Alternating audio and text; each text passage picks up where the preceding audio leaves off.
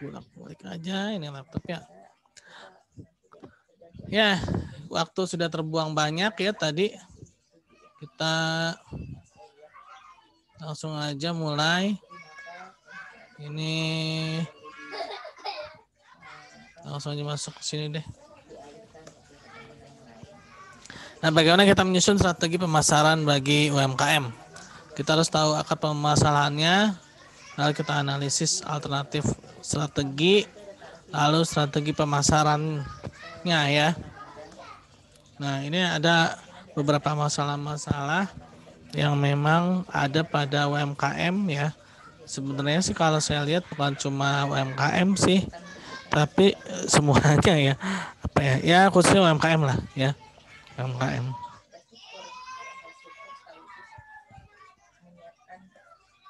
Pertama tuh masalah SDM ya.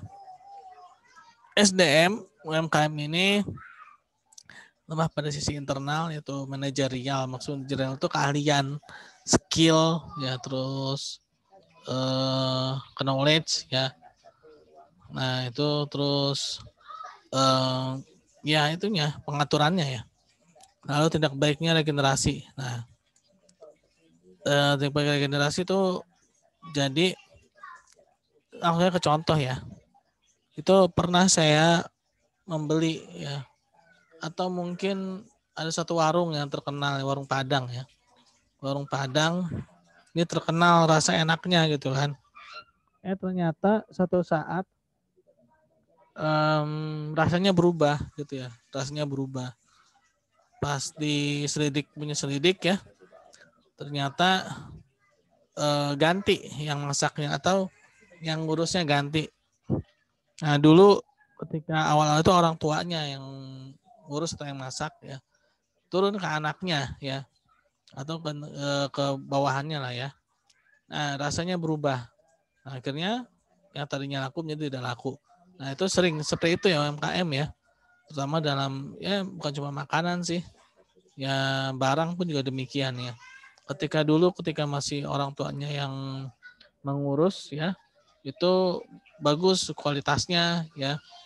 Nah, tapi begitu turun ke anaknya ternyata tidak ada yang bisa urus ya. Nah, itulah ya, terkadang UMKM itu dia tidak memiliki regenerasi yang baik kepada penerusnya ya. Ada terbatasnya tenaga kerja ya. Kadang dalam sebuah industri UMKM dia yang jualannya dia gitu kan, yang bagian keuangannya dia juga ya, yang melayani dia juga, kalau warung mungkin yang masak dia juga ya, ya pokoknya dia juga gitu kan. Nah inilah ya, terkadang jadi 4L ya teman-teman istilahnya. Apa tuh 4L? Lo lagi gitu kan ya. Lalu rendahnya produktivitas ya. Yang UMKM itu terkadang dia gitu-gitu aja ya. Jadi istilahnya nggak ada inovasi ya. Nggak ada inovasi atau kurangnya ekspansi ya. Ya ketika memang seperti itu, jualan seperti itu ya udah begitu dari dulu sampai sekarang ya, bukannya mengalami kenaikan malah mengalami penurunan ya, yang tadi saya katakan yang pengaruhnya regenerasi ya, yang tadinya jualannya laku karena produk kualitasnya bagus menjadi tidak bagus gitu kan. Lalu belum adanya asosiasi usaha atau koperasi. Nah ini terkadang asosiasi atau koperasi atau apapun itu yang intinya itu untuk networking ya, jarang diikuti oleh UMKM. Kenapa? Karena mereka belum merasakan ininya manfaat ya, manfaat jangka pendek terutama ya. Nah manfaat jangka pendek mungkin ya belum dirasakan kan, tapi itu kembali lagi kepada orangnya ya, kepada pihaknya yang ikut ya, atau pihak yang tergabung dalam asosiasi atau koperasi tersebut ya. Jangankan jangka pendek, jangka panjang sekalipun, kalau memang dia tidak bisa mengolah asosiasi atau dia tidak bisa memanfaatkan asosiasi atau koperasi ya, maka ya selama-lamanya itu tidak akan bermanfaat buat dia gitu kan. Jangan bisa bermanfaat buat UMKM itu ya. Nah, jadi memang ini lebih kepada bukan belum ada tapi memang kesadaran untuk ikut dalam asosiasi atau memanfaatkan asosiasi yang ada gitu ya. Nah, terkadang tuh akses informasi ya teman-teman ya itu banyak melalui asosiasi atau koperasi ya. Nah, berbagai macam akses ya. Kadang tuh dari asosiasi itu banyak loh manfaatnya teman-teman ya. Atau organisasi ya. Nah, salah satunya adalah ketika kita mengundang orang-orang penting seperti menteri, bahkan presiden sekalipun ya. Kalau ada asosiasi yang memang bisa mewadahi itu, bisa mendatangkan orang-orang penting seperti itu gitu ya. Seperti menteri, presiden ya. Yang mana kalau kita ingin ketemu secara normalnya ya, mungkin akan butuh protokoler yang sangat ketat, dengan protokoler yang susah ya. Tapi begitu ada asosiasi, ada organisasi yang mewadahi ya, protokoler itu akan menjadi lebih renggang dan bahkan kita bisa lebih santai ketemunya ya, lebih santai ketemunya dan kita bisa mendapatkan berbagai macam manfaat informasi, berbagai macam fleksibilitas lah yang akan kita dapatkan ketika adanya asosiasi atau organisasi tersebut gitu. Nah ini UMKM ini dia masih sangat jarang ya, masih sangat jarang dan bahkan ya bisa dikatakan tidak ada gitu kan. Walaupun sebenarnya sih ada asosiasi, contohnya seperti OKOC ya yang digagas Pak Sandiaga Uno ya, Menteri Koperasi dan UMKM.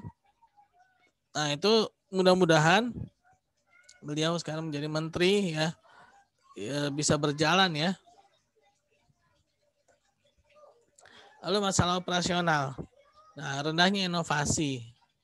Nah, inovasi ini penting terutama ketika melewati masa-masa sulit seperti sekarang. Nah, sekarang sih udah mending ya. Ketika awal-awal masa pandemi ya teman-teman ya, mungkin merasakan banget tuh yang tadinya jualannya laku, ya tiba-tiba saja tidak ada yang beli. Gitu. Kenapa? Karena memang tidak bisa berjualan ya. Nah, ini butuhnya inovasi, kerjasama ya. Jadi inovasi itu dia membuat sesuatu yang baru gitu ya, sesuatu yang baru yang memang belum ada ya, tapi dia menggabungkan ya, inovasi itu menggabungkan dua hal yang tadinya sudah ada menjadi satu ya. Contoh misalkan handphone ya, handphone dengan kamera, handphone dengan video ya. Dulu ketika awal-awal sebelum adanya handphone, belum ada yang mengira orang bisa menggabungkan kamera ya, foto dengan komunikasi, dengan ngobrol gitu kan. Ya contohnya lagi sekarang ini ya, media virtual ini, Zoom ya, Google Meet dan yang lainnya. Nah, ini merupakan satu inovasi yang mana bisa mempermudah ya teman-teman ya.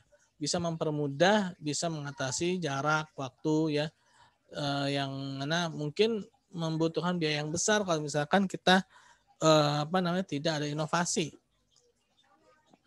Lalu rendahnya pengendalian kualitas. Nah, dalam UMKM ini terkadang ketika memproduksi suatu barang di UMKM, ya istilahnya bahasanya sekarepmu lah ya, terserah gitu, terserah udah gitu kan, bahasa orang Jakartanya.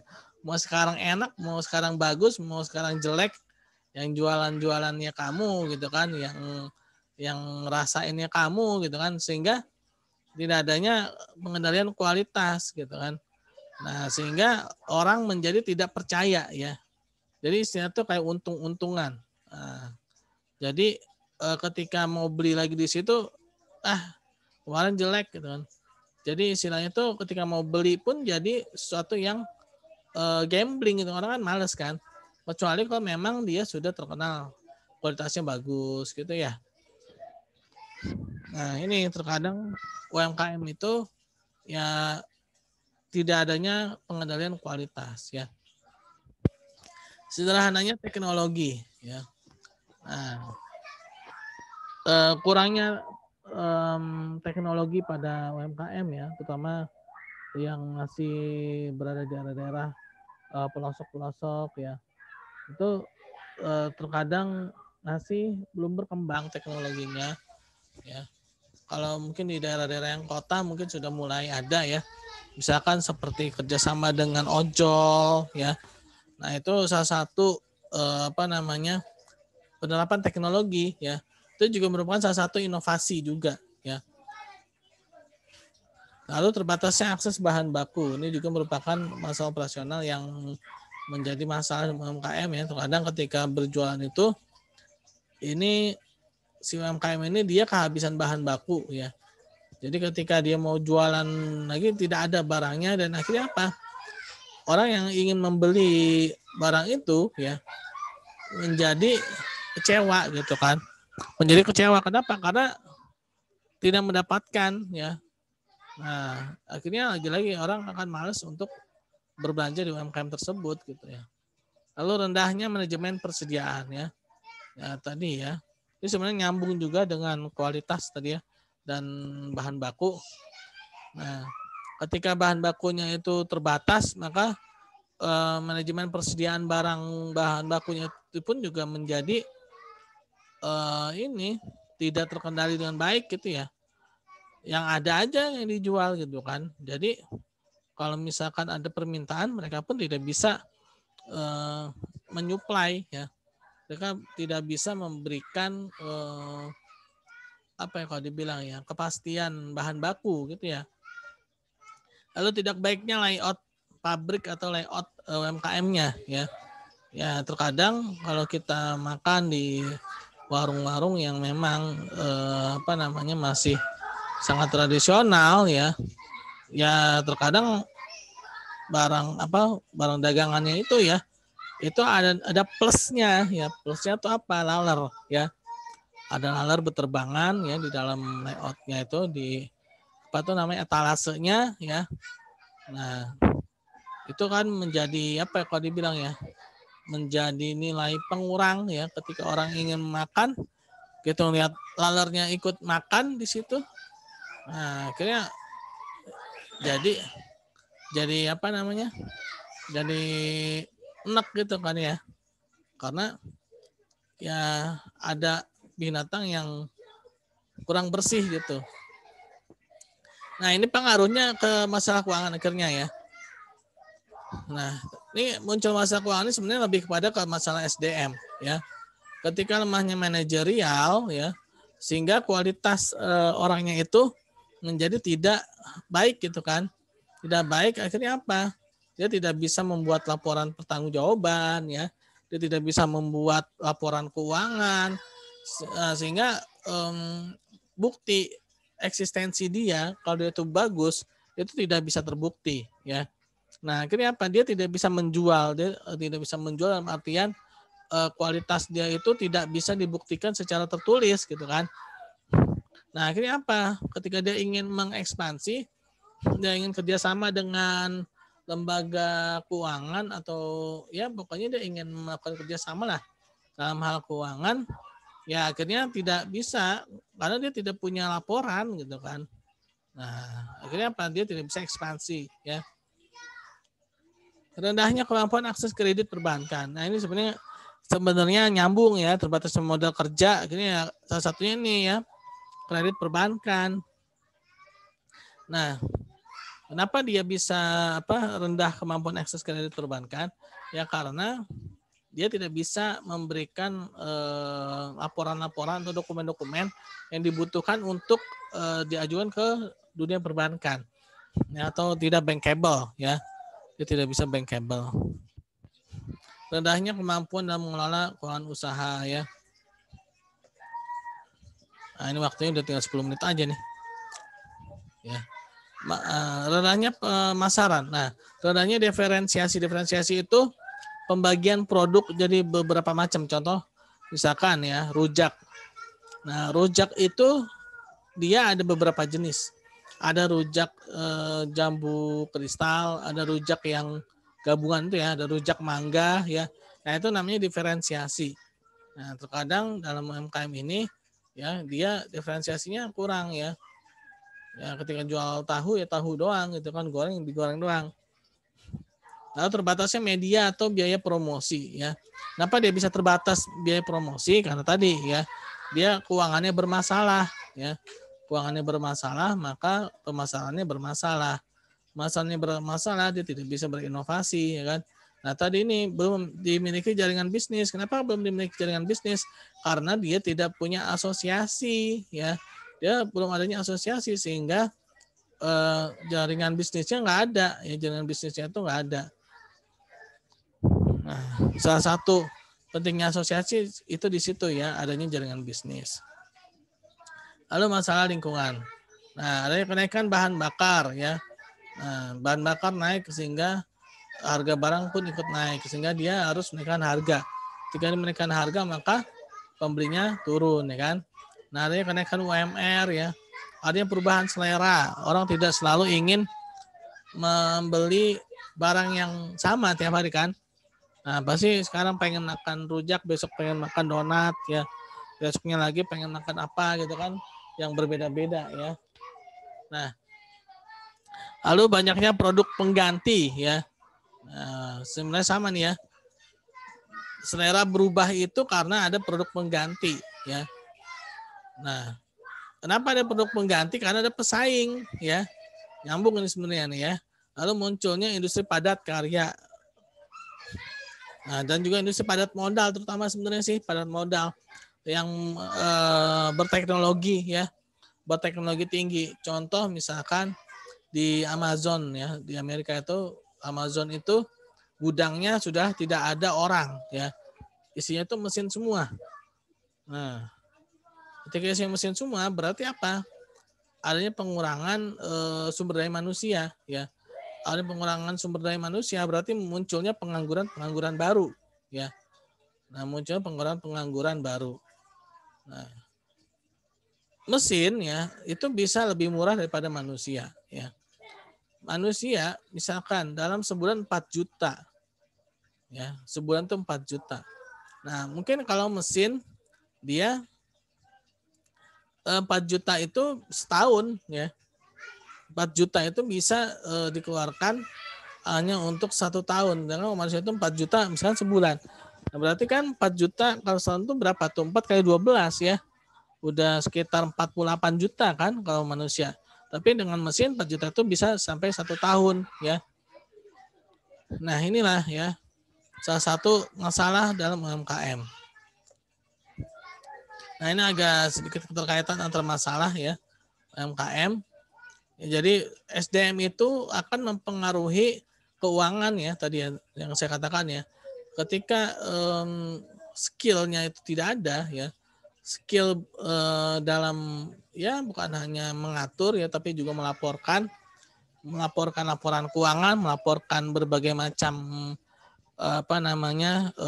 pengeluaran dan pemasukan ya. Nah, akhirnya orang pun tidak akan percaya kepada UMKM tersebut. Kenapa? Karena ya dia tidak bisa memberikan laporan ya. Lalu tidak baiknya regenerasi ya. Lalu terbatasnya tenaga kerja dan selanjutnya itu nanti pengaruh ke keuangan. Nah, tadi ya keuangan dampaknya ke pemasaran ya. Pemasaran kenapa dia bisa tidak memasarkan?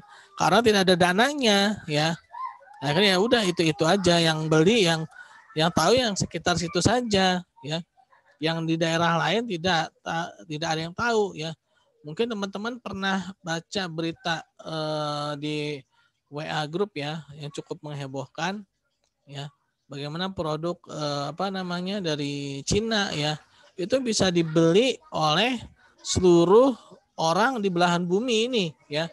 Kenapa? Karena dia pemasarannya kuat ya. Pemasarannya kuat. Ya jangan contohnya ya saya kemarin ya bisa beli barang langsung dari Cina ya.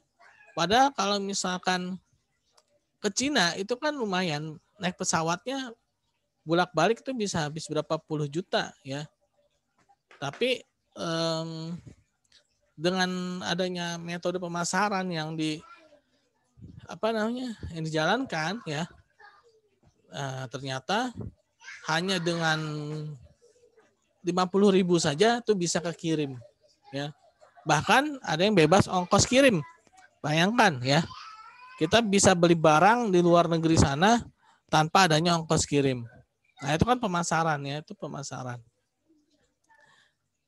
Nah, itulah permasalahan-permasalahan yang ada pada UMKM. Nah, dari permasalahan ini hendaknya menjadi solusi yang akan datang ya. Nah, pentingnya kita tahu permasalahan ya. Itu adalah kita bisa mengatasi permasalahan tersebut. Contohnya ya, sebagaimana kita umat Islam ya, kita mencontoh Rasulullah SAW ya, yaitu ketika Rasulullah itu hendak berperang, beliau selalu menghitung ya jumlah pasukan, yaitu dengan cara menghitung jumlah banyak kuda dan banyak sendal atau alas kaki yang ada pada musuh. Nah, itu kan sebenarnya itu taktik ya, taktik mengetahui permasalahan. Oh, segini permasalahan yang ada ya. Nah, sehingga ketika sudah tahu permasalahan yang ada, sebenarnya dia sudah ada kemenangan separuh kemenangan yang didapatkan. Nah, begitu pula kita dalam kehidupan sehari-hari ini dan dalam UMKM ini itu juga sama seperti itu gitu ya. Jadi ketika kita sudah tahu permasalahannya ya kita harus cari solusinya. Ya jangan hanya mandek pada permasalahan. Nah, ini ada beberapa ya program-program yang bisa mengatasi permasalahan tersebut ya selama pihak yang terkait mau ya. Percuma kalau bikin program bagus-bagus tapi kalau pihak yang terkaitnya tidak mau ya. Nah, ini pelatihan pendampingan kewirausahaan ya. Kalau nggak salah ada itu OKOC ya kalau di UMKM tuh ya. Lalu program kerja KKN di bidang keuangan ya. Bagaimana membuat pendampingan administrasi pembukuan ya, membuat laporan keuangan. Nah, ini penting ya. Kenapa? Karena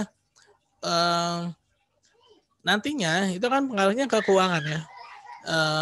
Dia akan mengalami kesulitan keuangan ketika tidak ada laporan keuangan ya.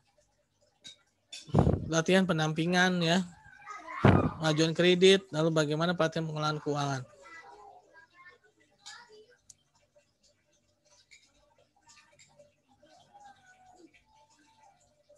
Lalu bagaimana program kerja KKN bidang operasional, pelatihan pendampingan penggunaan teknologi baru ya.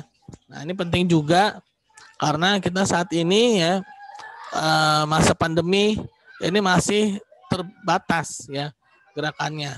Nah, kita butuh suatu sistem teknologi yang mana bisa menghilangkan batas-batas tersebut ya. Mungkin kalau yang UMKM bisa kerjasama dengan ojek online ya untuk pengiriman ya untuk ininya ya. Lalu pelatihan pendampingan penjaminan kualitas. Nah, ini penting juga ya agar kualitas barang yang dijual itu dia terjaga. Nah, bahkan ya bisa jadi dia dijadikan standar, bisa jadi saking kualitasnya itu saking terjaga ya dan dia tersebar di seluruh wilayah itu bisa jadi kurs mata uang ya. Kurs mata uang. Contoh McDonald. Mudah-mudahan waktunya cukup nih. Ya. McDonald itu pernah dia menyamakan semua kualitasnya, dia ingin seperti itu ya tahun 2001 ya. Dia mengharapkan agar rotinya itu menjadi pedoman mata uang. Jadi misalkan satu Big Mac di Amerika misalkan $1 gitu ya. Nah, satu Big Mac di Indonesia misalkan 100.000. Berarti $1 itu adalah 100.000. Itu contohnya seperti itu gitu ya. Saking terjaganya kualitas, dampaknya itu jadi kurs ya. Nah, ini beberapa program kerja KKN di bidang pemasaran. Ya, itu teman-teman ya, ini kayak waktunya juga udah mau habis nih ya.